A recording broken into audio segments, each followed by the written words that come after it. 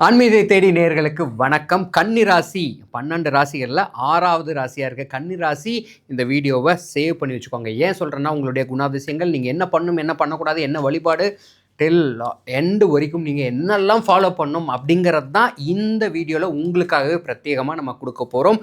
இதெல்லாம் ரொம்ப அக்யூரேட்டாக கரெக்டாக உங்களுக்காக சொல்கிறதுக்காக நம்ம கூட இன்றைக்கி பாரம்பரிய ஜோதிடர் சூர்யா தேவராஜ் மேம் நம்ம கூட இருக்காங்க.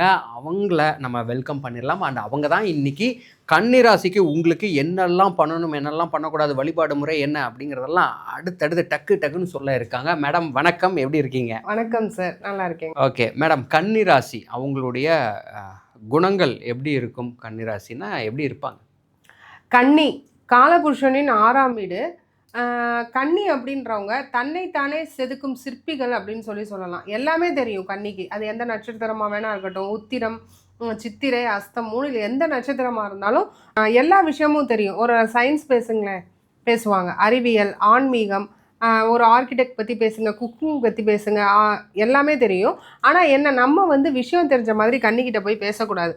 ஓ நீ பேசுறியா, ஏதோ ஒரு லூஸு உளறிட்டு இருக்கு பாரு, அதை அப்போஸ் பண்ணியும் சொல்ல மாட்டாங்க. இது தப்பு, இது ரைட்டு அப்படின்னு ஆர்கியூமெண்ட்டுக்கு வரமாட்டாங்க. அதுலேயும் அஸ்தம் ரொம்ப பெரிய அப்சர்வராக இருப்பாங்க. உத்திரம் எப்படின்னா ஒரே வார்த்தை, அது சூரியன் ப்ளஸ் புதன் ஆகி போயிடுது. அப்படிங்கும்போது ஒரே வார்த்தையில் முடிச்சுட்டு போயிடுவாங்க. இதுதான் நான், இது அப்படி தான் அப்படின்னா வேறு ஏதாவது நம்ம ஆர்குமெண்ட்டுக்கு போனால் அதான் சொல்லிட்டேன்ல அப்போ என்ன அப்படின்ட்டு போயிடுவாங்க. சித்திரை தான் கொஞ்சம் எக்ஸ்ட்ராவாக ஆர்குமெண்ட் வைக்கிறது சித்திரை. ஆனால் தான் பிடிச்ச புடியில் தான் பிடிச்ச முயலுக்கு 3 கால் அப்படின்னு நிற்கிறது தான் கன்னி. இல்லையா, நான் சொல்கிறத ஒத்துக்கலையா, சைலண்ட்டாக மூவ் ஆன் ஆகி போயிட்டே இருப்பாங்க சார். நல்ல அறிவாளிகள் அப்படின்னு, அதாவது 12 ராசிகளில் யாருக்குமே இல்லாத அறிவு கன்னிக்கு இருக்கும். கன்னிங்கிறது ஒரு பெண் ஒரு குடத்தை வச்சுட்டு இருக்க மாதிரியான ஒரு சிம்பிள் இருக்கும் பார்த்தீங்களா. அப்படி இருக்கும்போது ஆணாக இருந்தாலும் பெண்ணாக இருந்தாலும் எல்லாரும் சொல்லுவாங்க கன்னி ராசிக்கு கன்னி ராசியா லவ்வில் காதல் உனக்கு சூப்பராக இருக்கும் அப்படின்னு சொல்கிற காரணம் அதுதான், அந்த சிம்பிள் தான். ஆணாக இருந்தாலும் பெண்ணாக இருந்தாலும் அந்த பெண்ணுக்கு உண்டான ஒரு குணம் இருக்கும். ஒரு அமைதி, ஒரு சாந்தம், ஒரு பொறுமை, அதெல்லாம் இருக்கும்.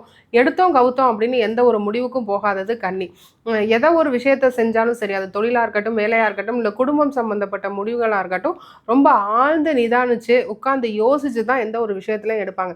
படப்படன்னு நினச்சதை முடிக்கணும், உடனே கிளம்புங்க, உடனே போவோம் அப்படின்றதெல்லாம் அங்கே கன்னி கிடையாது. ஒரு ஸ்ட்ராட்டஜி இருக்கும், கரெக்டாக பிளான் பண்ணியிருப்பாங்க. கன்னிராசிக்கிட்ட ஒரு வேலையை கொடுத்தா வேலைக்கு கீழே ஒரு 10 ஆளை வச்சு அந்த 10 பேரும் கரெக்டாக வேலை பார்க்குறானுங்கிறதுக்கு ஒரு மானிட்டர் வச்சுருக்கிறது தாங்க கன்னி. அது 10 பேரை கரெக்டாக வேலை வாங்க, உனக்கு இந்த வேலை இந்த வேலை இந்த வேலைன்னு திட்டங்கள். கன்னினா திட்டம், 6ன்றது திட்டம் ஆல்சோ. அப்படி இருக்கும்போது திட்டங்கள் கன்னிக்கிட்ட கரெக்டாக இருக்கும். எல்லா விஷயத்துலையுமே நல்லாயிருக்கும் சார். சரி, கன்னி ராசின்னா எப்படி இருப்பாங்க அப்படிங்கிறத ரொம்ப அழகாக சொல்லிட்டீங்க. இப்போது அவங்களோட குடும்ப வாழ்க்கை எப்படி இருக்கும்? குடும்பத்தோட எப்படி அட்டாச்மெண்ட்டாக இருப்பாங்க? கன்னி இமோஷ்னல் அட்டாச்மெண்ட் இல்லை அப்படின்னு தான் சொல்லலாம். கன்னி ராசிக்கு இமோஷ்னல் அட்டாச்மெண்ட் இருக்காது. எல்லாத்துலேயுமே டிட்டாச்சாக தான் இருப்பாங்க ஃபேமிலி லைஃப்பில். ஏன் அப்படின்னா அவங்களுடைய டெய்லி ரொட்டீன் அது பாட்டுக்கு ஓடிட்டே இருக்கும். நாம் அவங்கள அஃபெக்ட் பண்ணவே முடியாது எந்த ஒரு விஷயத்துலையும்.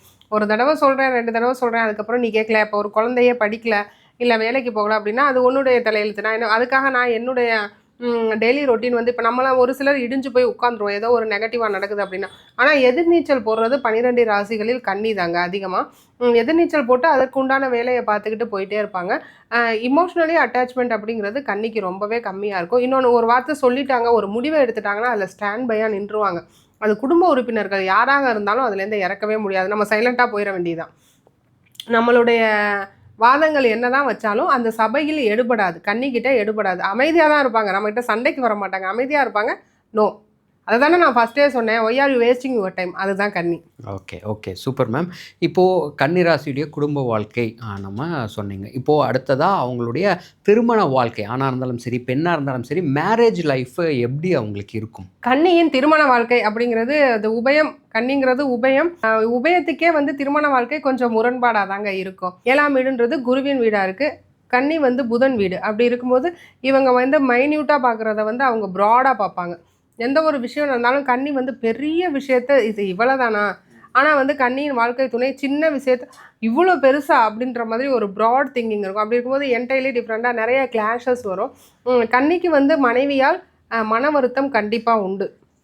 மனைவியோ கணவனோ ஒரு மைனஸ் இருக்குங்க அப்படின்ற மாதிரி கன்னிக்கு எப்போவுமே இருக்குங்க. என்ன தான் ஒரு லவ் பண்ணி மேரேஜ் பண்ணாலும் சரி, இல்லை ரொம்ப நல்ல ஒரு வாழ்க்கையை நடத்திட்டு இருந்தாலும் சரி, இந்த ஒரு பெரிய மைனஸ் என் ஒய்ஃபுக்கிட்ட இருக்குது, என் ஹஸ்பண்ட் கிட்ட இருக்குது அப்படின்றது கன்னியின் குடும்ப வாழ்க்கை சார். சரி, இப்போ வந்துட்டு family life and marriage life இதெல்லாம் சொன்னீங்க.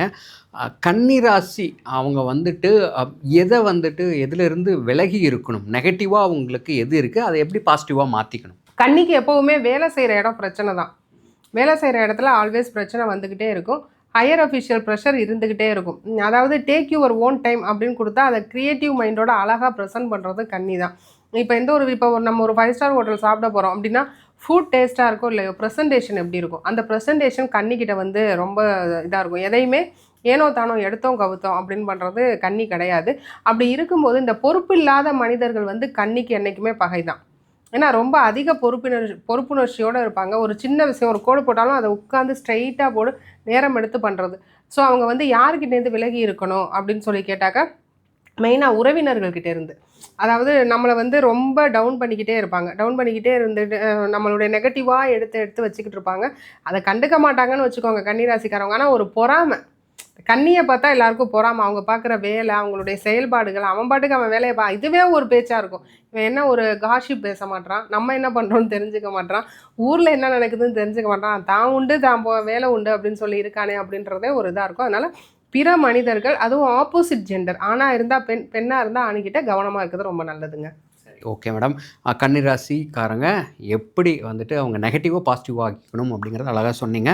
சரி, இப்போ அடுத்ததாக அவங்களுடைய பிஸ்னஸ் தொழில் வந்துட்டு எது ரிலேட்டடாக அவங்க பண்ணால் நல்லா சக்ஸஸ் ஆவாங்க? கன்னிக்கு தொழில், கன்னிக்கு வந்து சொந்த வீடு, அதாவது ராசி அதிபனே 10ஆம் வீடு கர்மம் அப்படிங்கிறதுக்கு. அப்படி இருக்கும்போது அவங்களுக்கு ஒயிட் காலர் ஜாப்ஸ் தான் வந்து அமையும். Any type of white collar job. அது வந்து இன்ஜினியராக இருக்கலாம், இல்லை டாக்டராக இருக்கலாம், ஆடிட்டிங் ஃபினான்ஸ் டிபார்ட்மெண்ட்டில் இருக்கலாம், பாலிடிக்ஸில் இருக்கலாம், எவ்ரி திங். ஒரு கட்டிடத்து civil engineer, electrical, everything. ஆனால் இப்போ எலக்ட்ரிக்கல் இன்ஜினியரிங் முடித்தாலும் மெக்கானிக்கல் இன்ஜினியரிங் முடித்தாலும் ஃபீல்டு ஒர்க் பார்க்காம நான் சிஸ்டத்தில் ஒர்க் பண்ணுறேன் அப்படின்றது தான் கன்னி. ஏன்னா அங்கே புதனின் வீடு. அப்படி இருக்கும்போது மென்பொருளில் வேலை வந்து அவங்களுக்கு ரொம்ப ஈஸியாக இருக்கும். அது ஈஸியாக கிடச்சும் போயிடும். இதில் வந்து அவங்களுக்கு பாசிட்டிவும் உண்டு சார், நல்ல க்ரோத்தும் இருக்கும். Okay madam. இப்போது அவங்க கன்னிராசிக்காரர்கள் வழிபட வேண்டிய தெய்வம் டே டு டே லைஃப்பில் அவங்க டெய்லியுமே இந்த கடவுளை வழிபட்டுட்டே வந்தால் போதும், நல்லா இருக்கும் அப்படின்னு எந்த தெய்வத்தை நம்ம சொல்லுவோம்? கன்னிராசிக்காரவங்க மனசில் வந்து ஒரு தெய்வத்தை வந்து வச்சுக்கணும். ஏதாவது ஒரு கஷ்டம் வரும்போது அப்படின்னா பூர்வ புண்ணியாதிபதியாக சனி பகவான் வர்றாரு, 11ஆம் அதிபதியாக பெருமாள். ஏன்னா கன்னியே புதன். அப்படி இருக்கும்போது பெருமாள் வழிபாடு நல்லது. பெருமாள் வழிபாடு பண்ணாவே அதுக்குள்ளே சனீஸ்வரரும் வந்து அடக்கம். ஆஞ்சநேயர் பெருமாள் வழிபாடு ரொம்ப நல்லது. அது வந்து நான் பெருமாள் கோவில் எங்கே அங்கே மனசில் இறைவா அப்படின்னு சொல்லி என்ன டைப் ஆஃப் பெருமாளாக இருந்தாலும் ஓகே, நினைக்கிறது ஓகேங்க. கன்னி வந்து புதன்கிழமைகளில் வீட்டில் பச்சை கலர் பயிறு, பச்சை பயிறு சாதம், இல்லை பச்சை பயிறு சாதம், இல்லை பச்சை பயிறு தனியாக அதோட வெல்லம் கலந்து அது போல் சுவாமிக்கு நைவேத்தியம் பண்ணி விரதம் இருந்து ஈவினிங்காக உயிரினங்கள், அது காக்கா குருவியாக இருக்கட்டும், எனி டைப் ஆஃப் உயிரினம், இல்லைன்னா மனுஷங்களுக்கு வந்து அன்னதானம் பண்ணுறது ஒரு சுபிக்ஷத்தை தரும். இது ஒரு எளிய வாழ்வியல் பரிகாரம் சார், நல்லாயிருக்கும். ஓகே, அதாவது வழிபாடு டே டு டே லைஃப்பில் என்ன பண்ணும் அண்ட் வாழ்வியல் பரிகாரமும் இதிலே சொல்லிட்டீங்க, ரொம்ப அழகாக. சரி, அவங்க எந்த கோவிலுக்கு அடிக்கடி முடியும் போதெல்லாம் இந்த கோவிலுக்கு போனால் அவங்களுக்கு நல்ல பாசிட்டிவ் வைப் கிடைக்கும், நல்லா இருக்கும், ஒரு நல்ல மாற்றம் கிடைக்கும் அப்படின்னா எந்த கோவில்? கன்னிக்கு வந்து கண்டிப்பாக ஒரு முறை சென்று வரக்கூடிய ஸ்தலம் அப்படின்னு பார்த்தா பெருச்சி கோயில். பெருச்சி கோயில் எங்கே இருக்குது அப்படின்னா சிவகங்கை டிஸ்ட்ரிக்டில் இருக்குது. அந்த கோவிலில் என்ன சிறப்பு அப்படின்னா நல்ல பழைய கோவிலுங்க. சுகந்தவனேஸ்வரர் மூலவர் பேர். போகரால் செய்யப்பட்ட பைரவர் சிலை இருக்குது. அந்த கோவிலுக்கு ஏன் நான் போக சொல்கிறேன்னா, உங்களுக்கு பூர்வ புண்ணியாதிபதி சனி பகவான். அது ஒரு ஒற்றை சனீஸ்வரர் ஆலயம். சனி பகவானை வந்து நம்ம தனியாக பார்க்குறது ஒரு சில இடங்களில் தான். திருநள்ளாறு, திருக்கொல்லிக்காடு, ஏன்னா நவகிரகத்தோடு இருப்பார். இங்கே வந்து ஒற்றை சனீஸ்வரராக தனியாக இருப்பாருங்க. இன்னொன்று போகரால் செய்யப்பட்ட பைரவர். சனி பகவானோட குரு யார்? பைரவர். ஓகேங்களா? அந்த பைரவருக்கு என்ன சிறப்பு அப்படின்னா நவபாசன சிலை. பழனி முருகர் மேலே இருக்கிற அபிஷேக பாலை எடுத்து நம்ம, இல்லை பழனி முருகரை ஒரு நெகக்கண்ணால் இப்படி எடுத்து நம்ம வாயில் வச்சோன்னா உடம்புக்குள்ளே இருக்க ஆர்கன்ஸ் எல்லாம் பிறந்த குழந்தைக்கு இருக்கிற ஆர்கன் மாதிரி மாறிடும்னு சொல்லுவாங்க. ஆனால் இந்த நவபாசன சிலையை வந்து நம்ம அது மேலே சாத்துற வடமாலை வந்து நீல கலரில் மாறுறத கண்கூட பார்க்கலாம். ஓ, எதனால? காகம் கூட சாப்பிடாது. ஏன் அப்படின்னா வைரவர் வந்து காசியின் காவலர். அது வந்து காக்கும் தெய்வம், எதிரிகளை அழிக்கும் தெய்வம். அதனால அந்த இது வந்து பாசனம் விஷத்தால் செய்யப்பட்ட ஒரு சிலைங்க. இன்னொரு சிறப்பு என்னன்னா தீபாரதனை காட்டும்போது முன்ன வைரவர் தெரிவார், அதுக்கப்புறம் தீபத்தை பின்ன காட்டுவாங்க, பழனி முருகர் தெரிவார். ஒரே சிலையில் முன்ன தீபம் காட்டும்போது வைரவன் சிலையாக இருக்கும், பின்ன காட்டுவாங்க. பின்ன அந்த மாதிரி ஒரு வடிவமைப்பு. பா எவ்வளோ அருமையாக பண்ணியிருக்காங்க. அந்த கோவிலுக்கு வந்து கன்னிராசிக்காரவங்க போயிட்டு வந்தாங்கன்னா கர்மா கழியுதுன்னு சொல்லி நான் நிறையா கேள்விப்பட்டிருக்கேன் சார். போயிட்டு வரவோ எனக்கு கொஞ்சம் உடம்பு சரியில்லாமல் வந்தது, ஒரு மாதிரி நெகட்டிவாக இருந்தது. ஆனால் இப்போ நான் ரொம்ப நல்லா இருக்கேன். அது என்னன்னா உங்கள் கர்மா கழிஞ்சிரும், டெஸ்ட்ராய் ஆயிரும். நல்லா இருக்கும் சார். இந்த கோவில் நான் இப்போ தான் மேம் கேள்விப்படுறேன். ரொம்ப அருமையாக இருக்குது. ஒரு தடவை போனால் போதும் இல்லையா, இல்லை அப்பப்போ? ஒரு தடவை போனால் திரும்ப திரும்ப நீங்கள் போயிட்டே இருப்பீங்க. ரொம்ப பாசிட்டிவாக இருக்கும். போயிட்டு வந்தால் ஒரு திருப்பம் வரும். நானும் பர்சனலாக போயிட்டு வரனால இன்னொரு விஷயம் வந்து எவ்ரி சாட்டர்டே எங்கள் அன்னதானம் தராங்க. நீங்கள் சொன்னனால சொல்கிறேன், நான் வந்து தருவேன் அதை. நான் வந்து எனக்கு கிடைக்கும் போது இல்லை யாரும் வந்து இல்லை அப்படின்னா அவங்களே ஃபோன் பண்ணி குழந்தை இந்த வாரம் எங்களுக்கு. இன்னொரு ஸ்பெசிஃபிக்கான விஷயம், அங்கே இல்லாதவங்க சாப்பிட்றாங்க. உண்மையிலே நீடட் பீப்புள் சாப்பிட்றாங்க. காலையில் வேலைக்கு போகிறவங்க சாப்பிட்றாங்க சார். ஸோ வந்து நான் 100 பேருக்கு கொடுக்குறாங்க எல்லா சனிக்கிழமைகளும். இதை இல்லாத காசி வைரவருக்கு மாதம் தேய்பிரை அஷ்டமி நாள்களில் யாகம் நடக்குது. அதில் பார்ட்டிசிபேட் பண்ணுறதுனாலும் பண்ணிக்கலாம். அன்னைக்கு அன்னதானம். ஏன்னா காசி வைரவர் வந்து காசியின் காவலர் இங்கே இருக்காரு. அது போகரால் செய்யப்பட்டு இருக்காரு. போகர் வந்து பழனி முருகரை செஞ்ச கையோடு செஞ்ச சிலை அது. இது நவபாசன சிலை அப்படிங்கிறனால யாரும் டச் பண்ண முடியாது. ஸோ அது இங்கே இருக்குது. போயிட்டு வந்தால் கடன், நோய், வம்பு, வழக்கு, எதிரி தீரணும் அப்படின்னா நான் சூப்பராக போயிட்டு வரலாங்க.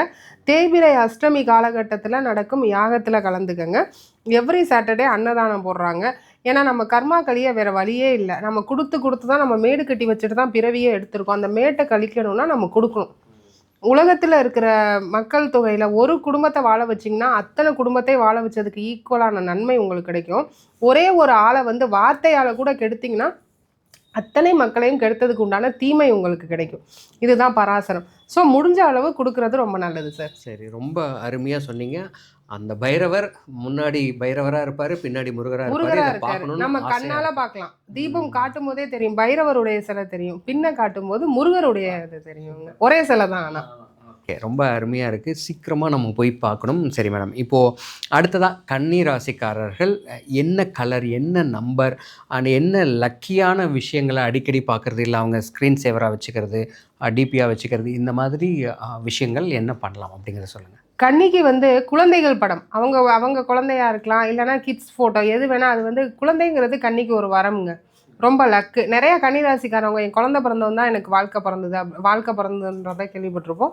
ஸோ கிட்ஸை நல்லா ஸ்மைலிங் ஃபேஸோடு இருக்கிற பிள்ளைங்க படத்தை வால்பேப்பராக வச்சுக்கலாம்.